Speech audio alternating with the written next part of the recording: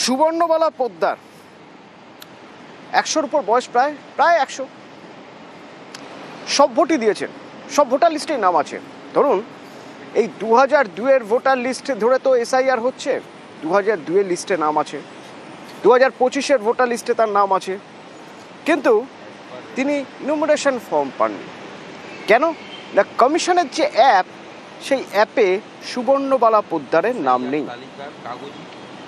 94 নম্বর পার্টে serial number 154, কিন্তু SIR form মেলেনি।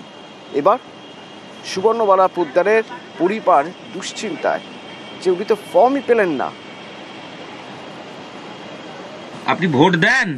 হ্যাঁ ভোট হ্যাঁ দেন? ভোটের নতুন করে যে নাম হচ্ছে এসআইআর, শুনেছেন কিছু? না, আপনার নাম আসেনি বলছে, জানেন এটা কিছু? নাম কিছু জানি না। নাম নাই কেন? আমি তো আর বছরে দিয়েছি। আমি ভোট দিতে চাই, আমার এই লাইনটাতে থাকে নামটা নামটা। ওনার সমস্যা হচ্ছে ভোটে তো কাগজ আসেনি, আমাদের সবার এসছে, ওনারটাই আসেনি। বিএলও থেকে কোনো কাগজই দেয়নি? না, কোনো কাগজই আসেনি। লিস্টে নামও আছে? লিস্টেও নাম আছে। একটু চিন্তা হয়। সুবর্ণবালা পোদ্দার, বয়স প্রায় 100, বেলেঘাটার বাসিন্দা, বেলেঘাটা বিধানসভার তিনি ভোটার।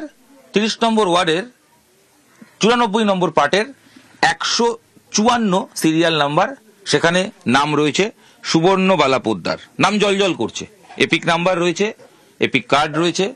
2002 কেন, 2025 এবং তার আগেরও ভোটার তালিকায় প্রত্যেকবার এই সুবর্ণ দেবীর নাম ছিল, এখনো আছে। শেষ লোকসভা ভোটে তার বাড়িতে এসে ভোট গ্রহণ হয়েছে, এবারও তিনি ভোট দিতে চান।